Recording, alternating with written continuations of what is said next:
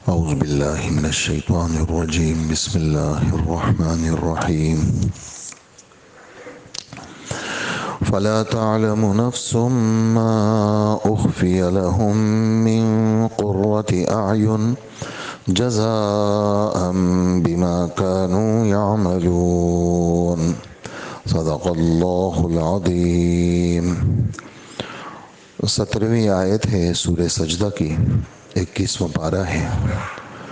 آیت کا ظاہری ترجمہ یہ ہے، کسی بھی جاندار کو، کسی بھی نفس انسانی کو جو مکلفین ہیں، سمجھدار ہیں، عقل والے ہیں، کچھ پتہ نہیں ہے کہ ایسے لوگوں کے لیے جو جنت میں جائیں گے، ایمان والے، آنکھوں کی ٹھنڈک کا کیا سامان ان کے اللہ نے ان کے اعمال کے بدلے میں چھپا کر کے رکھا ہے۔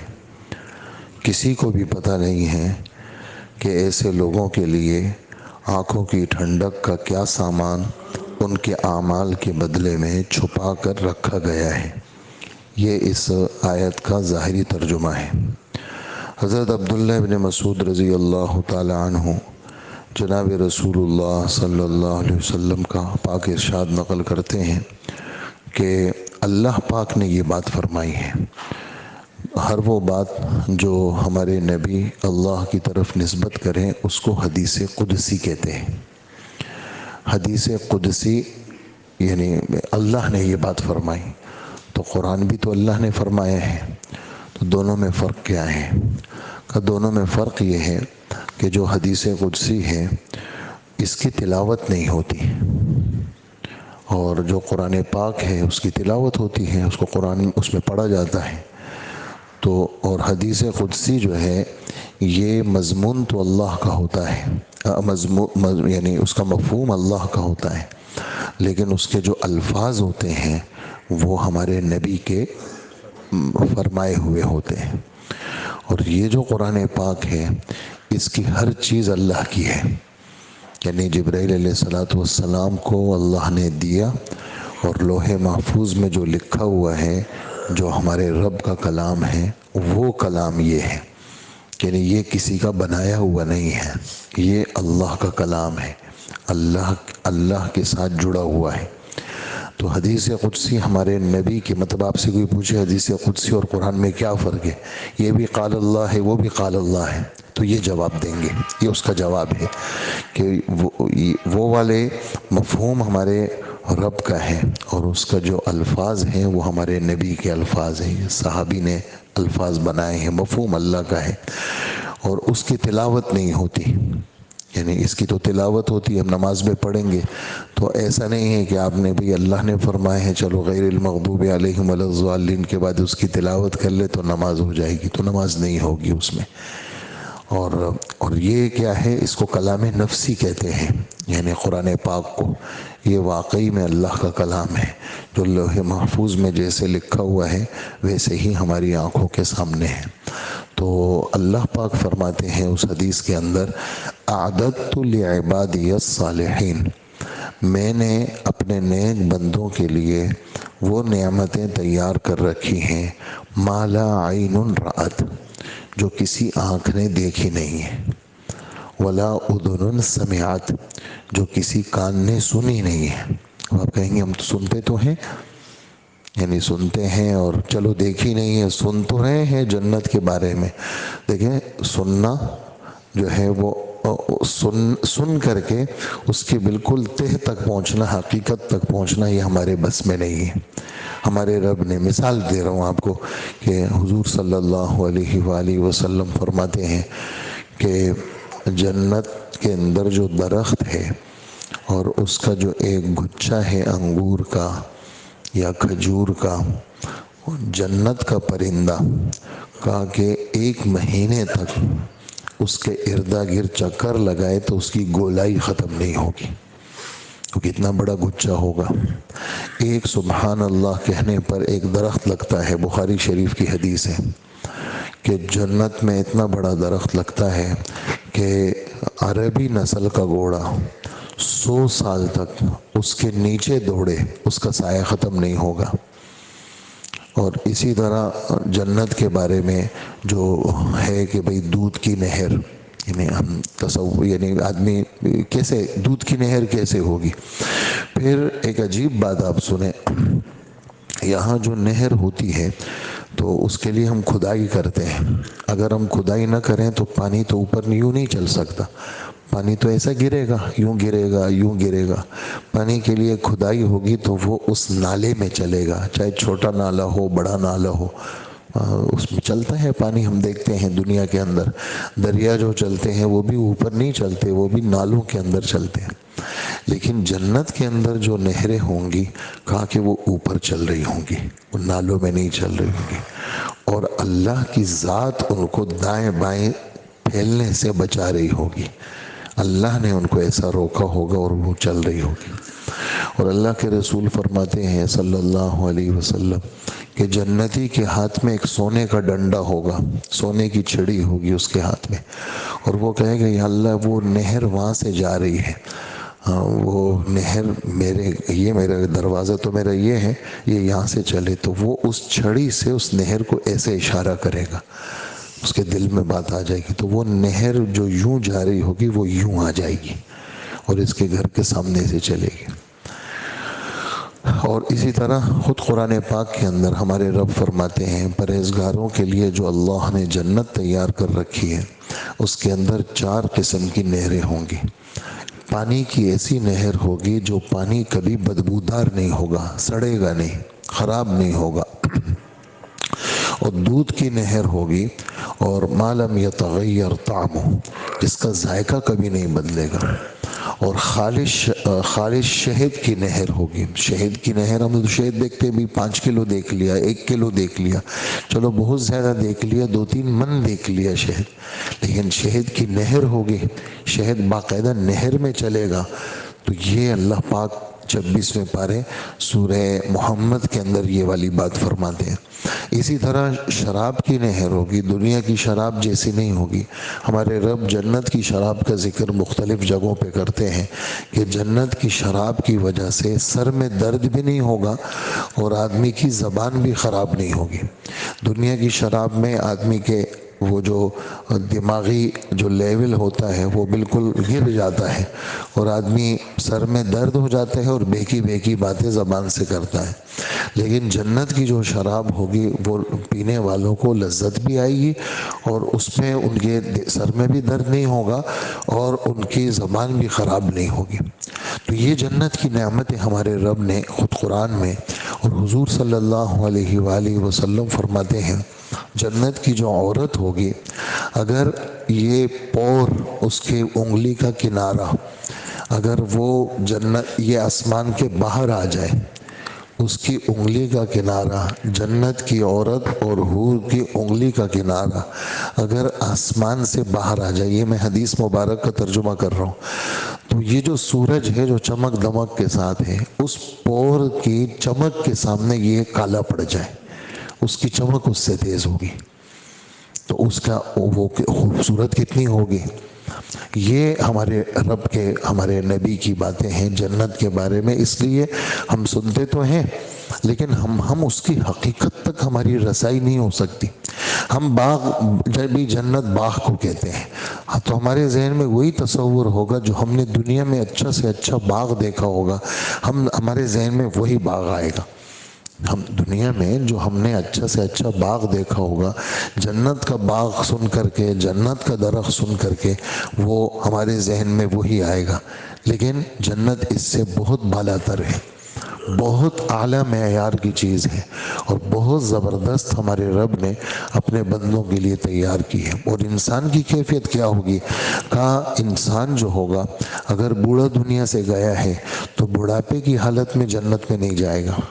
اگر 20 سال کا گیا ہے تو 20 سال کا جنت میں نہیں جائے گا. بیمار گیا ہے تو بیمار نہیں جائے گا جنت میں. ارشاد فرماتے ہیں کہ صحت مند ہوگا، 30 سال کی عمر ہوگی. سب جنتیوں کی عمر، چاہے بڑھاپے میں گئے ہوں، چاہے دادا ابا ہو، پردادا ابا ہو، جو بھی ہو، عمر سب جنتیوں کی 30 سال ہوگی. ایک حدیث میں 30 سال کا ذکر ہے، ایک حدیث مبارک میں 33 سال کا ذکر ہے، بس اسی عمر کے ہوں گے، نہ عمریں ان کی بڑھیں گی نہ عمریں ان کی گھٹیں گی، اور جنت کے اندر بڑھاپا نہیں ہوگا، اور جنت کے اندر بیماریاں نہیں ہوں گی، اور جنت کے اندر مستقبل کا کوئی خوف نہیں ہوگا، اور جنت کے اندر ماضی کا کوئی غم نہیں ہوگا۔ ہم پڑھتے ہیں نا لا خوف علیہم ولا هم یحزنون، یا دونوں کا کیا مطلب ہے؟ تو عربی کے اندر چونکہ عربی کی زبان فصیح اور بلیغ زبان ہے تو وہ دونوں کا الگ الگ مطلب بتاتے ہیں۔ وہ کہتے ہیں خوف کا تعلق مستقبل کے ساتھ ہے۔ خوف کا تعلق کس کے ساتھ ہے؟ الیکشن میں کیا ہوگا، حکومت کس کی آئے گی، پاکستان کا کیا ہوگا، بعد میں کیا ہوگا، معاش کا کیا ہوگا، ملک کا کیا ہوگا۔ یہ بہت سارے لوگوں کو یہ سوچے کھاتی ہے، یہ نہیں کہ مروں گا تو موت کے بعد کیا ہوگا۔ یہ تو پتہ ہے کہ بیٹے کی شادی ہے اور بیٹی کی شادی ہے، کیا ہوگا، مثال کے بعد شادی کیا ہوگا۔ ایک آدمی یعنی کہہ رہے ہیں میں بہت غمگین ہوں، کیا ہوا؟ کہا میرے ہاں بیٹی ہوئی ہے، 17-18 سال کے بعد اس کی شادی ہوگی، اب اس کی شادی کیسے ہوگی میں ابھی سے پریشان ہوں۔ یعنی ابھی پیدا ہوئی، ابھی وہ ماں کا دودھ پی رہی ہے اور اس کو یعنی اس کی شادی کی فکر لگ گئی ہے کہ کیا ہوگا اس کی شادی کا۔ ہم اس سے منع نہیں کرتے، لیکن جس چیز کی فکر کی ضرورت ہے، جو چیز خدا نے ذمہ لے لی ہے اس کو خدا پہ چھوڑ دیں۔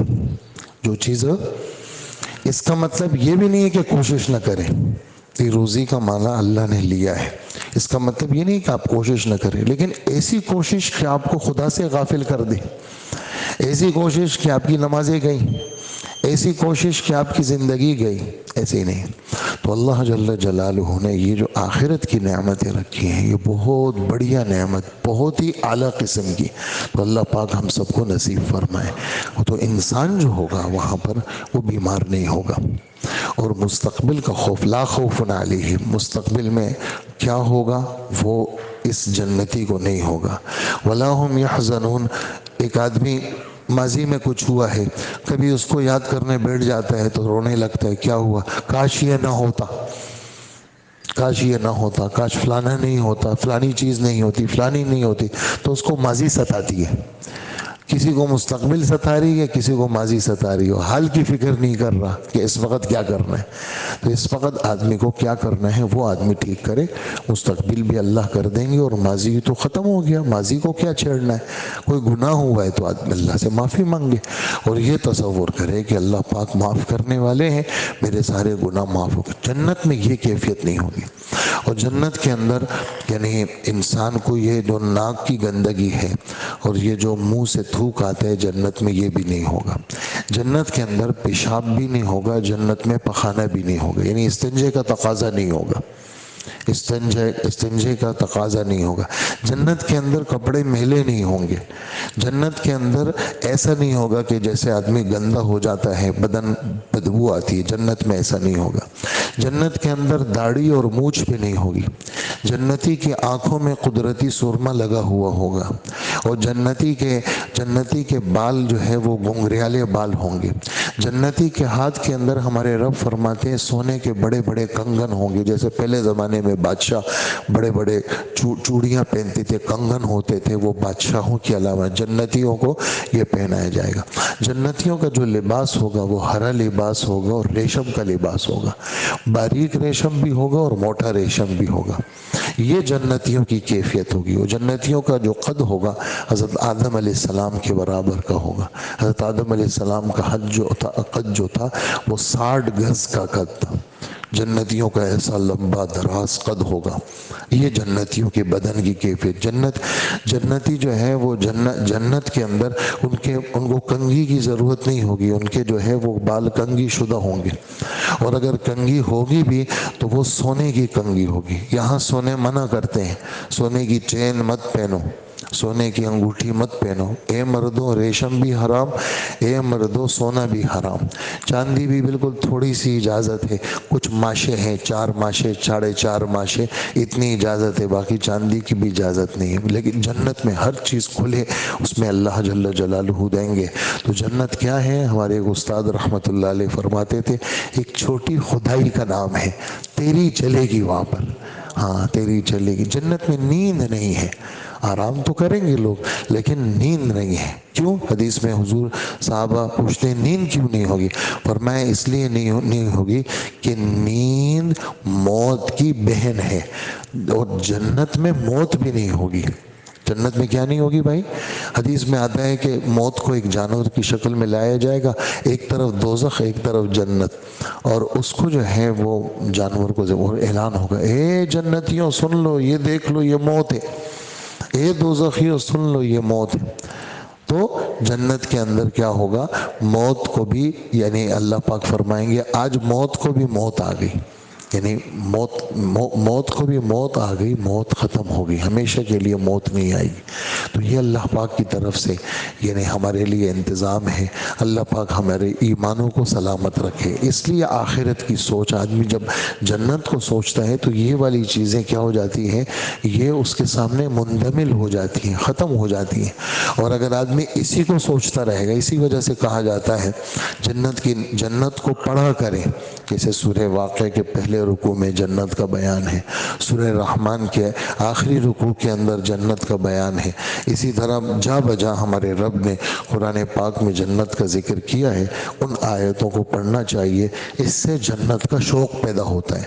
اور آدمی دوزخ کی آیتوں کو پڑھے اور دوزخ کی آیتوں کا ترجمہ کرے, اس سے دوزخ کا خوف پیدا ہوتا ہے. تو جنت کا شوق یہ اچھی چیز ہے. حضرات صحابہ کرام, حضرت عبداللہ ابن رواحہ رضی اللہ عنہ ابھی تھوڑی دیر میں شہید ہونے والے ہیں, اور اس موقع پر اشعار پڑھ رہے ہیں اور کہہ رہے ہیں وَحَبَّذَ الْجَنَّةُ وَاقْتِرَابُهَا طَيِّبَةً وَبَارِدًا شَرَابُهَا الرُّومُ رُومٌ قَدْ دَنَا عَذَابُهَا كَافِرَةٌ بَعِيدَةٌ أَنْسَابُهَا عَلَيَّ إِذْ لَاقَيْتُهَا ضَرَّابُهَا. اللہ اکبر. یعنی بالکل سامنے کافر ہیں اور اپنے کو تیار کر رہے ہیں. ہاں, دل میں وسوسے سے آنے لگے, کہنے لگے اے میرے دل, کیا وسوسہ آیا؟ بیوی کا خیال آیا, بیوی کو 3 طلاق. اللہ اکبر. اے میرے نفس, پیسوں کا خیال آیا, سب اللہ کے نام پہ صدقے. اے میرے دل, غلاموں کا خیال آیا, سب اللہ کے لیے آزاد. ختم. اب کیا رہا؟ بیوی بھی گئی, مال بھی گیا, اب کیا چیز ہے؟